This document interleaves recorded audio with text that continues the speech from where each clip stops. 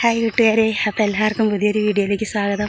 ഇന്ന് ഞാൻ ലീവാണ്. ഞാനും അമ്മയും കൂടെ കോഴിക്കോട് വരെ പോവാം. കോഴിക്കോട് പറഞ്ഞാൽ മെഡിക്കൽ കോളേജിൽ പോവാം കേട്ടോ. ഡോക്ടറെ കാണാൻ പോവാം. എല്ലാ മാസവും കാണിക്കാൻ പോകണേ. അപ്പോൾ 2-3 മാസമായിട്ട് എനിക്ക് കാണിക്കാൻ പോകാൻ പറ്റിയില്ല. ഇപ്പോൾ പനി പിടിച്ചിട്ട് ചുമ മാറുന്നേ ഇല്ല.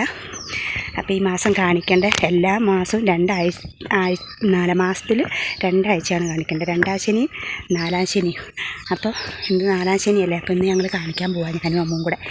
അപ്പം വിശേഷങ്ങളൊക്കെ നമുക്ക് വഴിയേ പറയാവേ. നേരം പോയോന്നറിയില്ല. 8 മണിയുടെ ബസ്സിനാണ് പോകുന്നത്. 8 മണിയാകുമ്പോൾ ബസ് അവിടെ എത്തും. 8 മണിയല്ല, 7:55 ആകുമ്പോൾ നമ്മളവിടെ എത്തും. അപ്പോൾ ഞങ്ങൾ ഓടട്ടെ ബസ് പിടിക്കാനിട്ടോ. നിങ്ങൾ അപ്പോൾ നമ്മൾ ഓമശ്ശേരി അങ്ങാടിയിലെത്തിയിട്ടോ. ബസ് കയറുമ്പോഴും തിരുവമ്പാടി നിന്ന് വീഡിയോ പിടിക്കാൻ പറ്റിയില്ല. നമ്മൾ ഓമശ്ശേരി വന്ന് അവിടെ ബസ് നിർത്തിയപ്പോഴാട്ടോ വീഡിയോ പിടിക്കാൻ പറ്റി. ഇനി കൊടുവള്ളി വഴിയാണ് ഇത് പോകുന്നത്. കൊടുവള്ളി വഴിയും പോകും, പിന്നെ ഓമശ്ശേരിയിൽ നിന്ന് തന്നെ കുറച്ചങ്ങ് പോയി തിരിഞ്ഞ് മലയമ്മ വഴിയും പോകാട്ടോ കോളേജിലേക്ക്.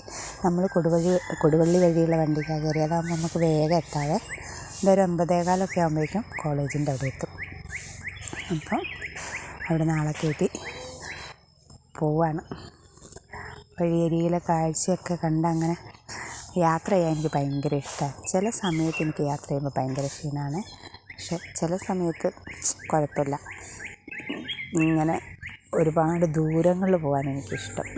ബസ്സിൽ പോകുന്നതിനെക്കാട്ടും ഇഷ്ടം ബൈക്കിൽ. പക്ഷെ ബൈക്കിലൊക്കെ നമുക്ക് അധികം പോയി കഴിഞ്ഞ് പെട്ടെന്ന് ക്ഷീണം പിടിക്കൂലേ. ഇപ്പോൾ ദാ നമ്മളങ്ങനെ വന്ന് കുന്നമംഗലം സ്റ്റാൻഡിലെത്തിയിട്ടോ. ഇവിടെ കുറച്ച് നേരം നിർത്തിയാണ് ഇവിടുന്ന് പോകുന്നതാണ്. നമ്മൾ കോളേജിലെത്തി.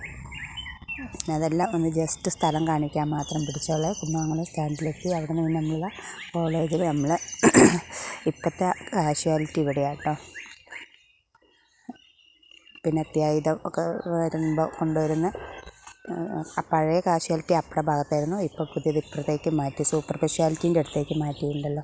അപ്പോൾ നമുക്ക് ഇവിടെ ബസ് നിർത്തി തരും. നമ്മളിവിടെ ഇറങ്ങി ഇതിലെ ഷോർട്ട് ചാടിയിട്ട് പിന്നെ ഹോസ്പിറ്റലിലേക്ക്. ഇന്നിപ്പോൾ വലിയ തിരക്കില്ലാന്ന് തോന്നുന്നു ഞങ്ങൾ ചെല്ലുമ്പോൾ. അല്ലെങ്കിൽ പുറത്ത് അവിടെ ഇങ്ങനെ കസാരകൾ ഉണ്ടോ, ആ സൈഡിൽ ഫുള്ള് ക്യൂ ആയിരിക്കും. ഇന്നെല്ലാവരും ഉള്ളിൽ കയറിയിട്ടുണ്ട്. ഇനി വേഗം ഉള്ളിൽ കയറിയിട്ട് ടോക്കൺ എടുത്തിട്ട് OP ടിക്കറ്റിൽ ഒപ്പിടിക്കണം. എല്ലാവരും ഉള്ളിലേക്ക് പോയിട്ടുണ്ട്. തിരക്ക് കുറവാണ്. ഇപ്പോൾ കുറച്ച് പേര് ഇവിടെ ക്യൂ നിൽക്കുന്ന അത്രയേ ഉള്ളൂ.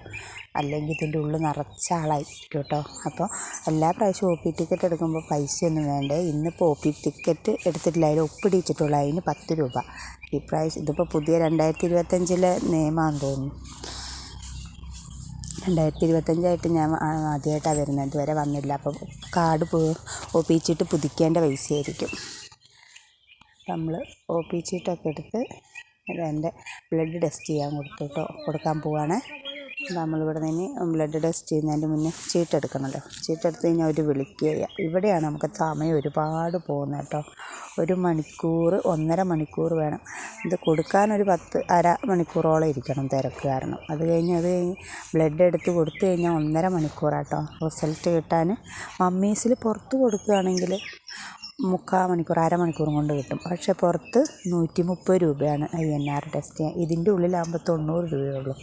അതുകൊണ്ട് ഞാനിവിടെ നിന്നാണ് ചെയ്യൽ. 1.5 മണിക്കൂർ ഇരിക്കണം എന്നല്ലേ ഉള്ളൂ. പിന്നെ നമുക്ക് പെട്ടെന്ന് എവിടെയെങ്കിലും പോകണം, തിരക്കൊക്കെ ഉണ്ടെന്നുണ്ടെങ്കിൽ ഞാൻ മമ്മീസിൽ പോയി കൊടുക്കും. അല്ലെങ്കിൽ ഞാൻ ഇവിടെ തന്നെയാണ് കൊടുക്കുക കേട്ടോ. ചീട്ടെടുത്തിട്ട് ഇനി ഇവിടെ കുത്തിയിരിക്കാം.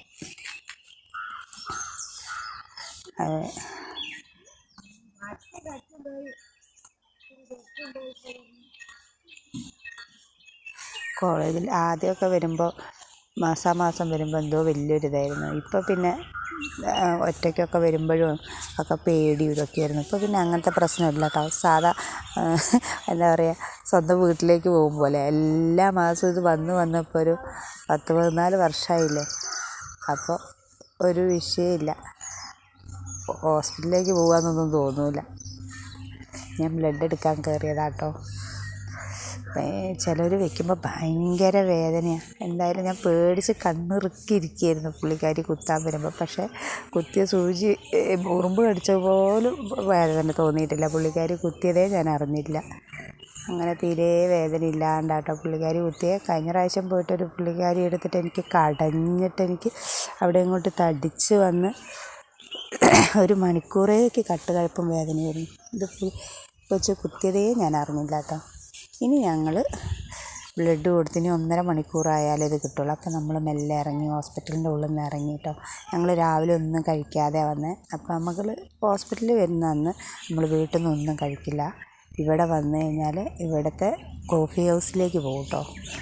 അവിടെ നിന്നാണ് നമ്മൾ ചായ കുടിക്കുക. ചായ കുടിക്കില്ല, അല്ല ചായ എനിക്കിഷ്ടമില്ല. പക്ഷേ മസാല ദോശ അത് ഇവിടെ വന്നിട്ടാണ് കഴിക്കുക കേട്ടോ. അപ്പോൾ ഇതിൽ കുറച്ച് അങ്ങനെ പോണ വഴിക്ക് ഇവിടെ ഒരു മരം കണ്ടു ഞാൻ. അതിനകത്ത് അതിൻ്റെ തടിയെ കൂടിയൊക്കെ ഒരു വള്ളി പോലെ നീണ്ടിട്ട് അതിനകത്തൊരു പൂവ്, നല്ല സ്മെല്ലുമാണ്. പക്ഷെ അതെന്ത് പൂവാണെന്ന് എനിക്കറിയത്തില്ല കേട്ടോ. കാണാൻ നല്ല രസമുണ്ട്. ഇത് കണ്ടോ, ആ കാണുന്ന മരത്തേൽ ഇതുണ്ടല്ലേ നിറച്ച് വള്ളിയെ കൂടെയൊക്കെ. ഇതിൻ്റെ പേരെന്താണെന്ന് നിങ്ങൾക്ക് അറിയാമെങ്കിൽ കമൻറ്റ് ചെയ്യണേ. അപ്പോൾ അത് കണ്ടപ്പോൾ എനിക്കൊരു രസം നിന്നിപ്പോൾ നിങ്ങളെയും കാണിച്ചു തരാമെന്ന് വിചാരിച്ചു. തടിയിൽ കൂടെ മൊത്തം ഇതായിട്ട് കണ്ടില്ലേ. പിന്നെ ഞങ്ങൾ അവിടെ നിന്ന് ചായ കുടിക്കാൻ കോഫി ഹൗസിലെത്തിയേ. അപ്പോൾ ഇവിടെ ചായ കുടിക്കാതിരിക്കുമ്പോൾ നമ്മൾ ആദ്യം ചെല്ലുന്നത് ബില്ലടിക്കണം. നമ്മൾ എന്തൊക്കെയാണ് കഴിക്കുന്നതെന്നുള്ളതിന് ബില്ല് പേ ചെയ്തിട്ട് ചായ കുടിക്കാൻ അവിടെ പോയിരിക്കാൻ പറ്റുള്ളൂ കേട്ടോ. ആദ്യമൊക്കെ എന്ന് പറഞ്ഞു കഴിഞ്ഞാൽ നമ്മൾ ചെന്നിരുന്ന് നമ്മളോട് വെയിറ്റർമാർ വന്ന് ചോദിക്കും നമ്മൾ എന്തൊക്കെയാണ് കഴിക്കുന്നതെന്ന്. അത് കഴിഞ്ഞിട്ട് അവർ ബില്ലടിക്കും. ഒരിടയ്ക്ക് അങ്ങനെയായിരുന്നേ. പിന്നെ ഒരിടയ്ക്ക് നമ്മൾ കഴിച്ച് കഴിഞ്ഞ് നമ്മൾ കഴിച്ചതിന് എന്തൊക്കെയാണെന്ന് പറഞ്ഞു കഴിഞ്ഞാൽ ഒരു ബില്ലടിച്ച് തരില്ലായിരുന്നു സാധാരണ ഹോട്ടലിൽ പോലെ. ഇപ്പോൾ വീണ്ടും ഇതാ ഇങ്ങനെയായിട്ടുണ്ട് കേട്ടോ. അപ്പോൾ നമുക്ക് രണ്ടാമതൊന്നും വേണമെന്നുണ്ടെങ്കിൽ ഭയങ്കര ബുദ്ധിമുട്ടാണ്. കാരണം ഇവിടെ ഒരു സാധനം കിട്ടാൻ ഭയങ്കര താമസമാണ്. അപ്പോൾ അതാ ഞങ്ങൾ ഓർഡർ ചെയ്തിരുന്ന മസാല ദോശയും ആയിരുന്നു. അപ്പോൾ മസാല ദോശയും ചട്നിയും സാമ്പാറും ഉണ്ട് കേട്ടോ. അത് വന്നിട്ടുണ്ട്. ഞാൻ പിന്നെ അത് കഴിക്കുക എങ്ങനെ അറിയാം, സാമ്പാറും ചട്നിയും എല്ലാം കൂടെ ഒരുമിച്ച് അതിലേക്ക് അങ്ങോട്ട് ഒഴിക്കും. എന്നിട്ട് എല്ലാം കൂടെ കൂട്ടിയിരുന്ന് അങ്ങോട്ട് കഴിക്കും. അങ്ങനെ കേട്ടോ കഴിക്കുക. എനിക്ക് അത് ഭയങ്കര ഇഷ്ടമാണ്, നല്ല ടേസ്റ്റാണ്. ഞങ്ങൾ കഴിക്കട്ടെ. മസാല ദോശയ്ക്ക് നല്ല ടേസ്റ്റ് ഉണ്ട് കേട്ടോ.